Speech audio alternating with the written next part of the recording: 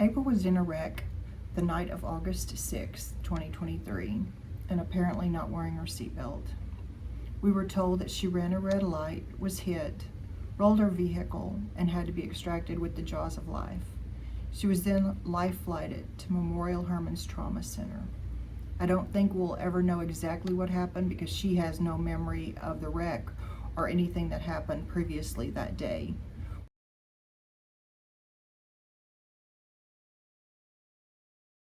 After 26 days in Memorial Hermann's Trauma Center, April was transferred to TIER. It was such a huge relief knowing that she had been accepted there. I'd been running on adrenaline since the collision happened, trying to deal with the medical decisions, the paperwork, and yet just be there for April. I drove every day from College Station to Houston. I guess you could say I was kind of in mother autopilot mode. My husband and I were so concerned that she would be released from the trauma center and not have a facility that was going to take her and help us because she still needed 24-hour day care, and we knew we were not up to that challenge.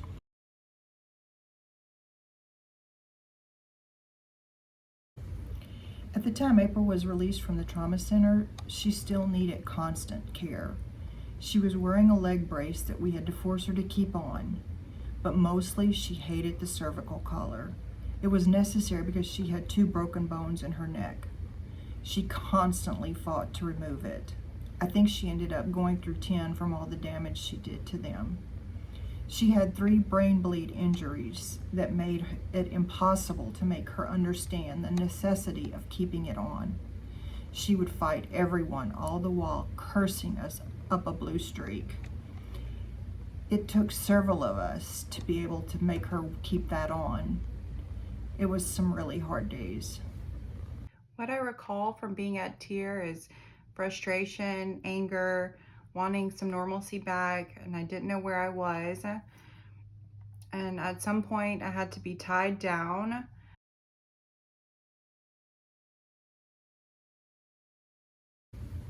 As far as April's behavioral challenges, I think the hardest thing was trying to reason with her about wearing the C-collar and making her understand that she was not capable of going home yet. She'd been so combative at the trauma center that she had to be physically held down or tied with restraints. I'd assumed that that would pass by the time we moved to TIER, but it had not. And she could just love everyone, but then in a moment's notice, it could just turn to rage. She would state that we had no right to keep her locked up in prison. She even tried to escape a few times, but luckily she was in a secured area. The staff kept assuring us that this was normal behavior for someone with a brain injury and that it could completely change overnight. That really helped keep me going, just that encouragement to know, hey, tomorrow might be better.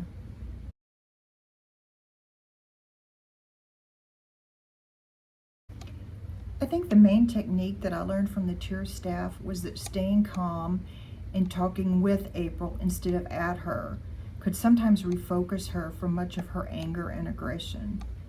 They would try to get her to refocus on other subjects, such as maybe asking about her girls or when her girls were going to be able to come visit. She often envisioned the girls there in the room with her when they were not.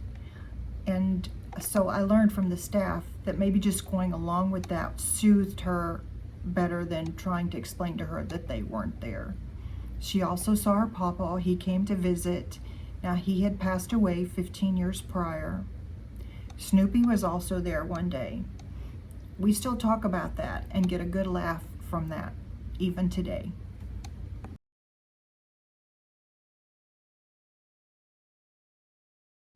Today I am looking to declutter because I realize what is and isn't important in life. I'm looking to buy a house and start a new and healthy life with the ones I love. And last but not least, I'm looking for a new profession. April is doing well today. She's had a faster recovery than we could have anticipated. She still struggles some with dates and numbers and short-term memory, but we can see week to week that that's improving as well. I can never thank Memorial Hermann's Trauma Center and TIER staff for saving April. They all went above and beyond to help her. from her parents and her siblings, we want to thank you from the bottom of our hearts. Thank you.